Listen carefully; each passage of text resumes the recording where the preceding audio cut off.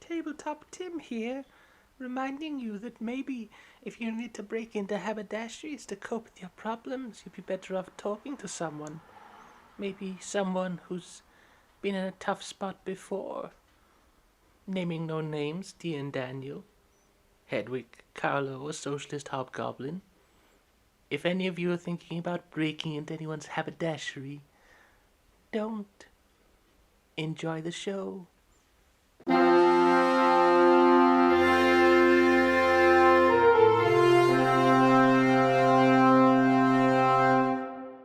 Hello, welcome to the Probably Bad Podcast, a podcast which is definitely bad. I'm Pencil. And paper. Today's probably bad RPG idea is a game where kaiju are rampaging through the streets. Alas, they are but 3 foot tall. Your mission: try to stop people hugging the Doom monsters. Oh, apologies in advance if both are weird. We both have colds. Yeah, I have been on holiday.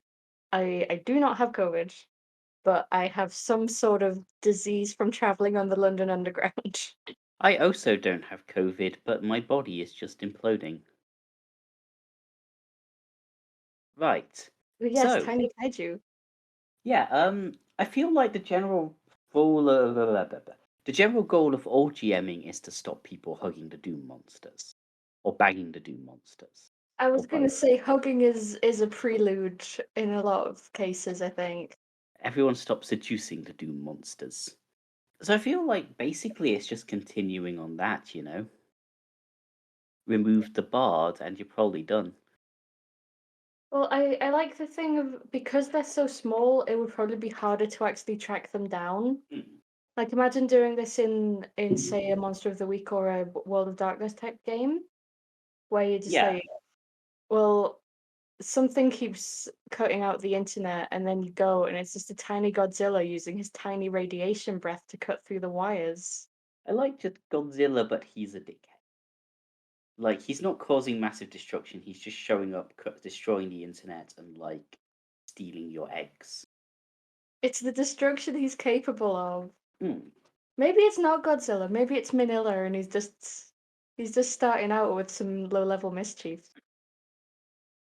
I know I love the idea of, like, a full, like, 500-foot kaiju showing up to do low-level mischief. It shoots your house with radiation beam, and the only thing it does is destroy all of your spoons. It's radiation, but it is about as strong as a microwave, so the Hmm. popcorn in your cupboard just explodes. Godzilla microwaves you all. I think the other alternative is, of course, that they're 3 foot tall, but they still have all of the destructive capacities of a normal kaiju. Like, just this little moth thing waddles up to a building, lightly pushes it, and then it explodes. I feel like the natural balance of these two is it just walking down the street but going through every wall. Yeah, like just this little 3 foot monster that wants to go from one side of the city to the other and doesn't care about what's in the way. I mean, that's basically the motivation of Godzilla in the really bad American Godzilla film. Yeah, which, as we all know, is the best Godzilla film. It's certainly the I only. I have feelings about this, It's but certainly the only one I've watched. seriously, Yeah, wow. I had a very deprived childhood where I only sat in a room with a single copy of the American Godzilla movie. Anyway, moving on from my tragic backstory. Yeah, I'm just trying to work out how the dates line up. I, Um, I was never born and will never die. So, kaiju. Like, I think more kaiju should be resolved by hugs. in which Because, case, I have exactly the Godzilla film for you. Um, there's one that's basically about Godzilla's son and a little boy oh, learning to love is that themselves. Godzuki? Or is that No, a different thing? it's All Monsters Attack. Fuck. I'm a fake Godzilla fan. By virtue of not being a Godzilla fan. Um, Yeah, but the problem is I was raised alone in a room with nothing but a copy of the 1998 Godzilla movie. Um, yeah. So you got big Godzillas with minor mischief. You got little Godzillas with major mischief, which means the The next real logical step. question is, what abilities does 3 foot tall Mothra have? Flaps. Because Mothra's like the one that's trying to not have everyone die all the time. It just shows up and makes you dinner breakfast in bed, tidies your It's house, does your nice. laundry. Like it's just a tiny little helpful kaiju. You say tiny, it's still a 3 foot moth. I mean that's big for a moth, but it's small for a kaiju. Like size is relative. I guess so. That's why in my next D&D setting everything's 3 foot. Except they're 3 fantasy feet, B. which are all like a meter. This is my hobbit who has 3 fantasy feet.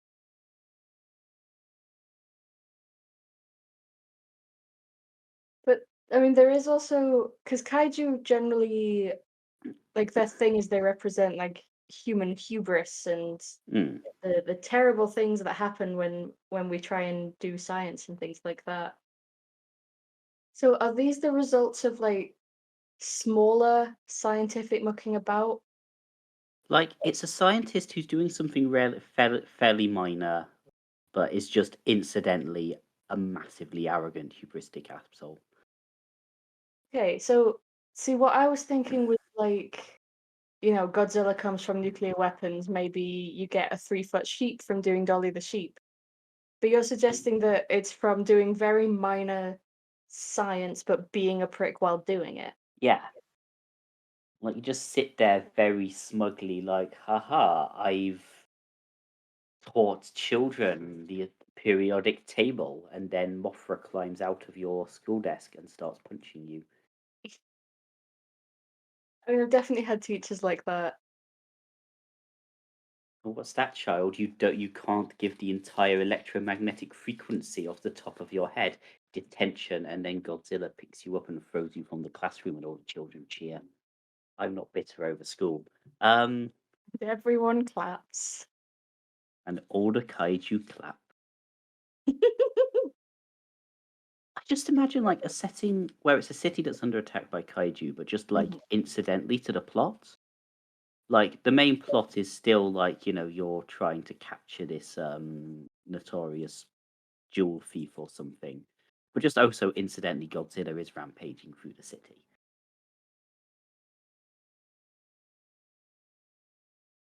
Sometimes like you'll steal something and then you'll look up and he'll just give you a thumbs up. Godzilla hates capitalism, probably. I mean, that's the vibe I get. Um, there is also something to point out, I think, which is that the etymology of kaiju is just like strange monsters, strange creature. So theoretically, if anything is weird and 3 foot tall, it could be considered a 3 foot kaiju. Anything that is weird is a kaiju. Discuss.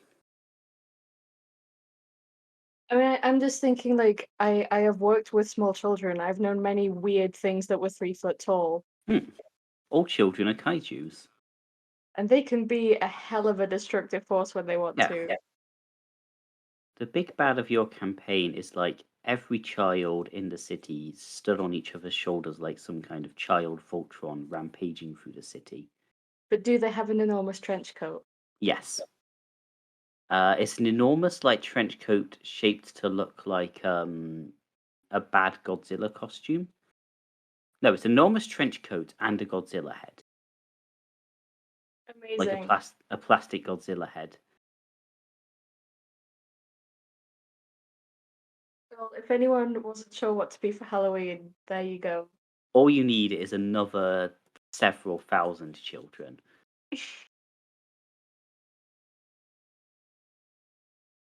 Yeah. I think we've had a good Godzilla.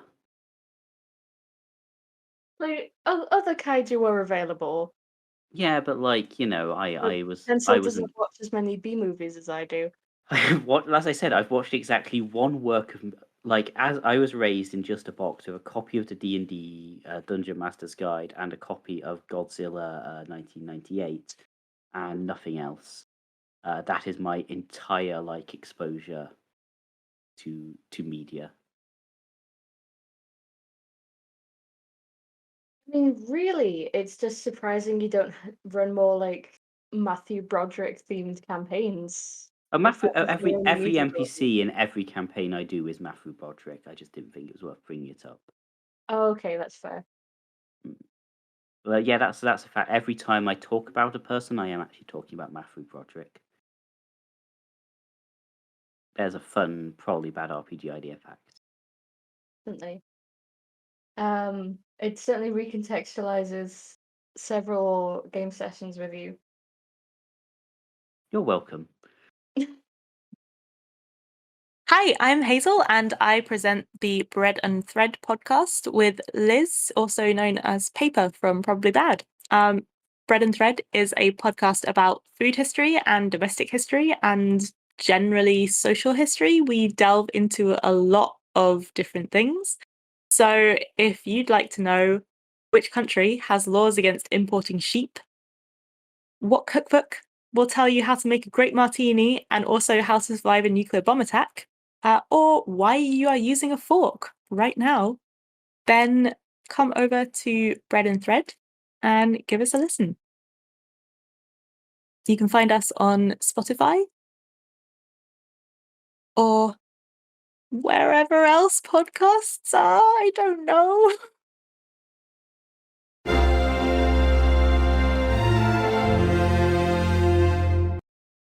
So our first question, I think this is because last week we were talking about ghost pranks.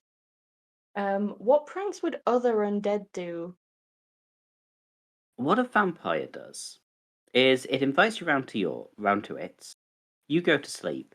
It like puts fake vampire fangs in your mouth and puts like red eye contacts in, and then it tries to trick you into thinking it turned you into a vampire while you were sleeping, and seeing how long it can keep it up. And it just like tries to bullshit things. You're like, but I'm holding garlic, and it's like, oh yeah, you probably ate enough of it in life that you were like, developed an immunity. Um, yeah, I can go out in the sun. Yeah, that doesn't kick in until like a few hours. I go back inside quickly, probably. Just sees how long it can keep it going before you realize that you're not a vampire. So can you just say that again because you turned away from the microphone again? Just keeps it going and sees how long it takes for you to figure out you're not really a vampire. And then it does this like 3 more times. And then on the 4th time, it actually does turn you into a vampire. And then it's like seeing how long it takes you to go from, yeah, you've played this one on me before, to realizing that no, you are now a vampire. See, I like this because it seems like it wouldn't be taking advantage of any of a vampire's abilities, but the stealth stat you would need to put contacts in on someone else without waking them up would be so high that only a vampire could do it. Yeah, that's one of vampire's little known powers. I like the idea of a vampire making you think that there's a ghost. Hmm. Oh, you would need to be somewhere like a Hall of Mirrors or possibly the Palace of Versailles for this to actually work. But I think you could do it, and it could be Yeah. quite fun for the vampire to run around watching you trying to deal with a completely different problem. Like you're putting down salt circles, and the vampire's just like, tastes vaguely like blood. I thought vampires compare everything based on how much it tastes to blood. But yeah, just It's like humans saying things taste like chicken. It's what they've got a frame of reference true. for. Yeah, vampires just run around a hall of mirrors being a ghost. I think the Liches prank you by just making random things you own into their phylactery. Like, you're just like, have you seen the remote? And they're like, haha, the remote, you mean my soul? And then you destroy the remote and kill the Lich. It's a bit of a prank that can very easily backfire. Yeah, I feel like the Lich didn't really think that one through. The Lich plays a prank by making you into their phylactery. Now I know that's an idea you've posted before. It is. I think the idea I posted was like making your child into a phylactery, which is under the rules of D&D strictly possible. Wait, does it not say it has to be an object? No, all it says is it has to be something that the Lich created personally, which very arguably a child is. I guess it's whether the Lich is allowed assistance in creating, I because believe most species aren't parthenogenic. they are, as long as like they're making. So as long as they're making like they're allowed assistance as long as it's still clearly them making it.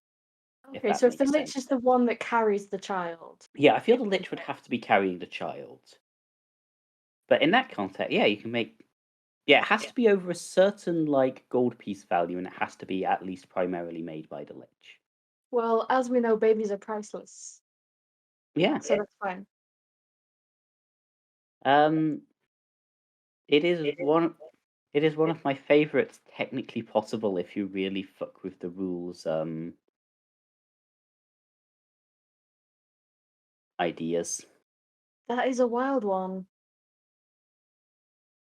Yeah, there is no time limit on a lich making a phylactery, which I believe is presumably so that like a lich could have a monument or a statue or something as its phylactery. But it does mean you could have a baby.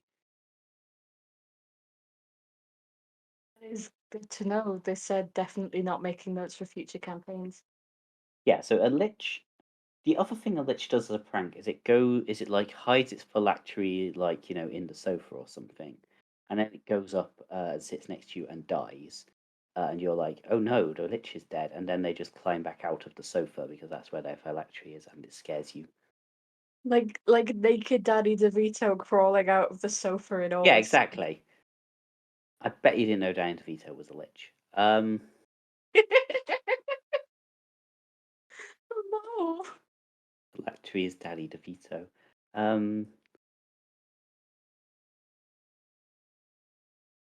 zombies just zombies aren't very good at pranks. Like a zombie will show up and will just pick up a thing and throw something at you, and then it will go prank, and then it will leave.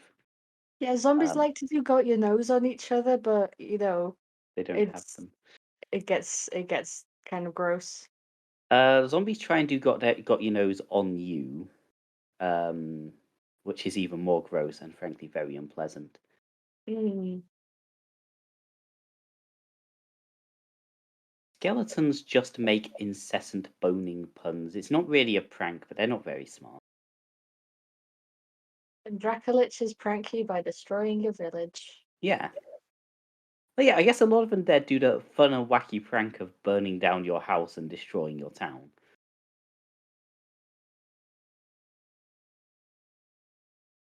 Skeletons have one prank, which is admittedly very situational, which is if you're about to play a xylophone, the skeleton rushes in and replaces the xylophone with its own ribcage before you start playing.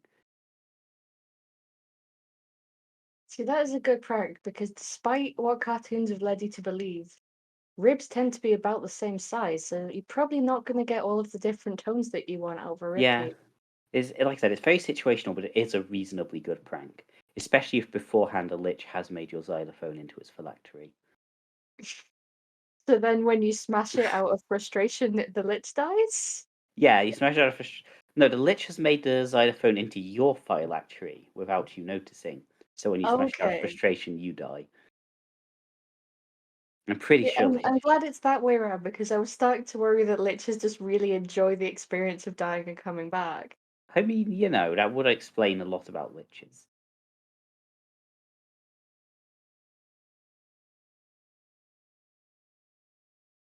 Ghouls play I pranks mean, by eating your arms while you sleep.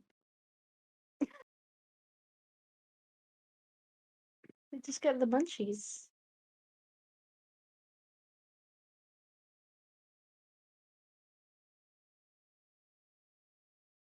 Yeah. So the thing is, undead are actually undead are pretty good at pranks. The main, except for zombies and skeletons, but they're not very. You don't expect them to be Skeletons are particularly just good. less squishy people. Yeah.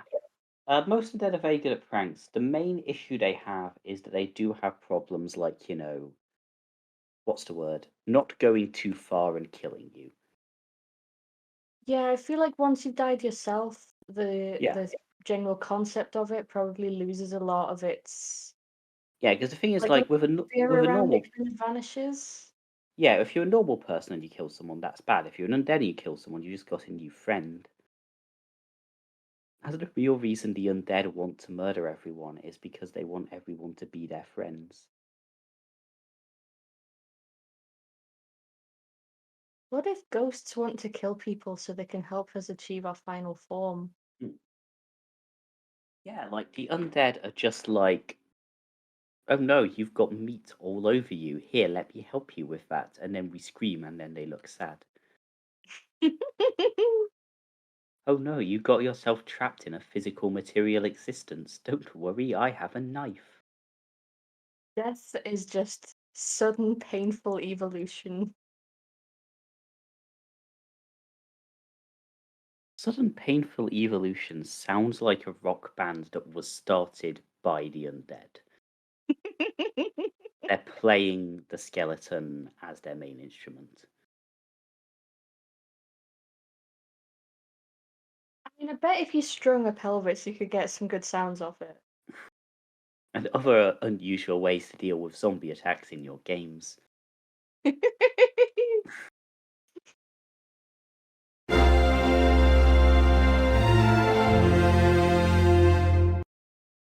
Yeah, so the other question that we have. In the Flintstones, they use prehistoric creatures to replicate modern machines. What would the D&D equivalent be? Fire elemental oven.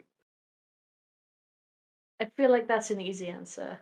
It is, but it's the only one I'm going to give. Podcast over. Have fun.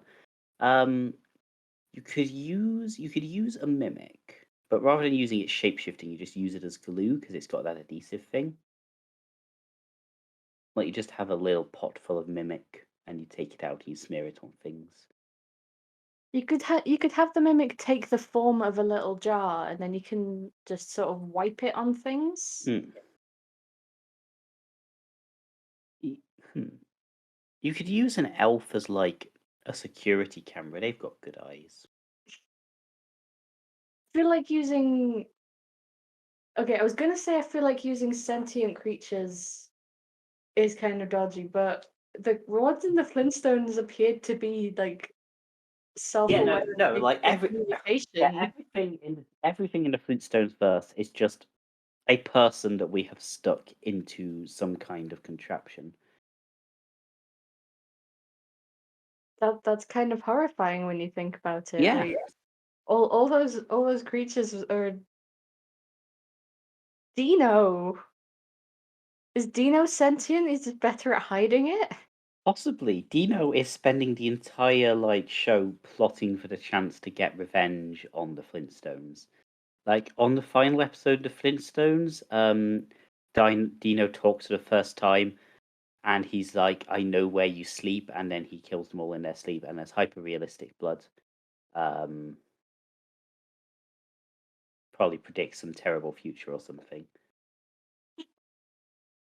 So I was just thinking that Dino and Fred have a very elaborate kink scene going on. I feel like this indicates a major difference between our two worldviews. But anyway, you can use giants as like building material. They just stand there and form columns because they got their arms in the air.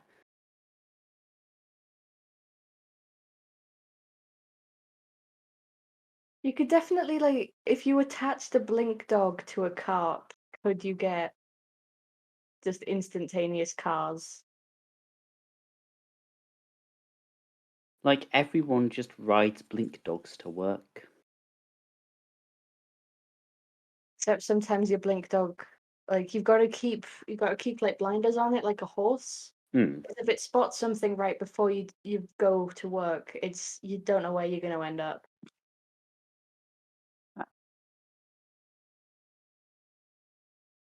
Actually, that might be a one shot I'll have to run at some point. Sorry. Guess you could use any monster as building material if you try hard enough. So some dragons are good, so you could get a good one with ice breath. I can't remember offhand which one that would be. Believe silver? Yeah, so you get a silver dragon and you make friends with it, and then you open up the first like frozen food warehouse. Or Just you get become Captain Birdseye with your dragon friend. or you get a white dragon and set up the first evil food warehouse. I'm gonna need you to elaborate on this. It's like a normal food warehouse, except every so often a dragon attacks you while you try and get out the frozen pizzas. Like, yeah, it's just I've got all of this food for you. It is inside a dragon's mouth, and the dragon will kill you if you try and get it. So how fast are you, mate? Yeah, you can like hang the packets on the teeth, make it into a Yeah. fun like fairground game. Yeah, so Like you've got Operation. So you've got a choice between the silver dragon frozen food warehouse, which is if you're boring and you just want to pick up food, and the white dragon fast food frozen food warehouse, which is if you're fun and you want to like fight a dragon while you're getting your groceries. Like, I know there are neutral dragons, the gem dragons. I don't know if there's an ice one of those.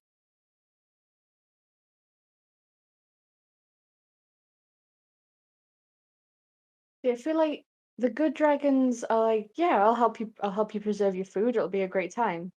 The evil ones try and eat you while you're trying to retrieve it. The neutral ones are just kind of like they're like the shop assistants in Iceland. Yeah, They're just kind of like, oh, did you find everything? Okay, see you later. I like that neutral dragons are just sad. They're not That's just my morally voice. They're not morally neutral, they're just too sad to take a side. No, I'm afraid that's just my voice when I'm not trying. Um, You're learning more and more lore about the Probably Bad hosts. I like the idea of them going full on like a shop assistant though, and they just Yeah. get really into loyalty cards. I like that just in general with dragons. You burst into the dragon's lair and it's just like, hi, would you like to sign a regular adventurer card? If you slay 9 of my minions, the 10th one's free, which I guess means they won't fight back. But if you slay 9 of my minions, you get a tenth blast of ice magic free. Which does imply normally you're paying for the dragon to attack you, and I guess we're back to really weird kink relationships. You pay for the dragon to attack you in that it does hurt you. You pay in a physical way rather than financial. Yeah, so I feel like the fire dragons could also run a food warehouse, but it wouldn't be as good. They could run a takeaway. They could. Like you've probably seen all the Burger King adverts where they're like, yes, the one good thing about us is we use actual fire to cook our meat. Yeah. Let's get a dragon doing it. The one good thing about Burger King is we do have a dragon. The dragon has devoured the Burger King. Now welcome to Burger Drake's. I am the new. I like the idea, but okay, so new one-shot idea. You're trying to protect the Burger King. You know, the head of Burger King. That's what he's called. From the dragon that he brought in to cook all of the burgers.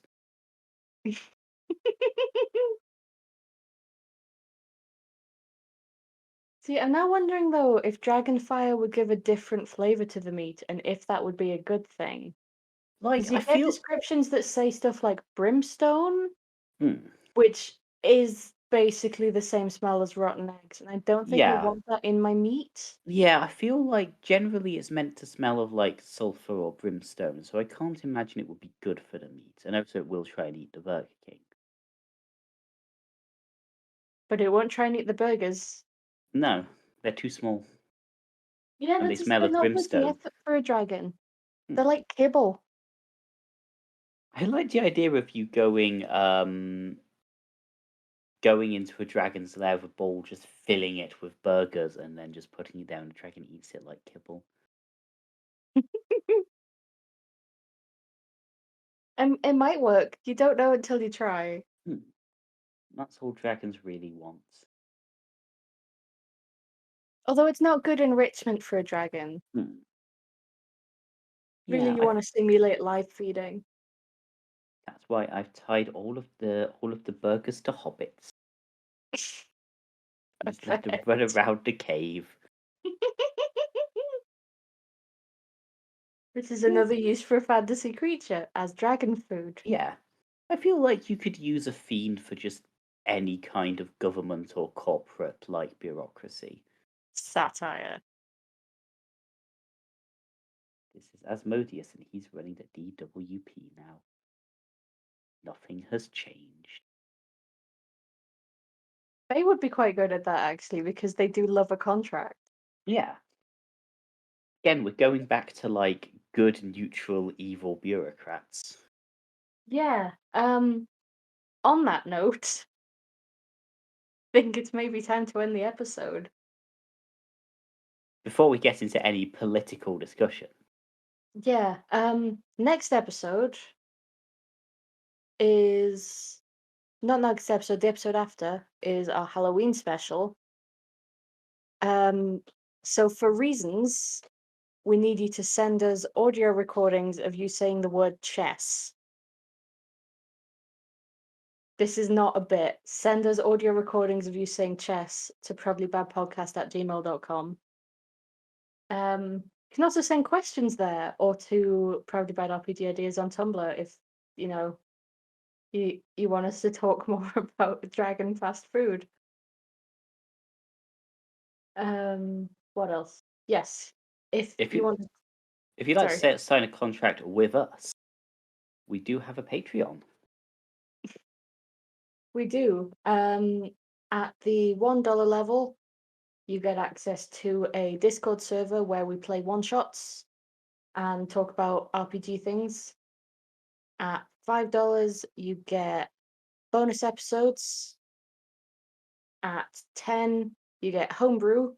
And at 20, you get RPGs that Pencil and our producer Nick make. I believe so far there's been one about a duck army and one about meerkats exploring. I don't know what the next one's going to be. I'm very excited to find out. Meerkats exploring the post-apocalypse. I'm sorry about that. The way to get onto that Patreon is patreon.com/proudlybadrpgideas. But yes, send us recordings of yourself playing chess. Send us recordings of yourself saying chess. And remember to have a probably bad day.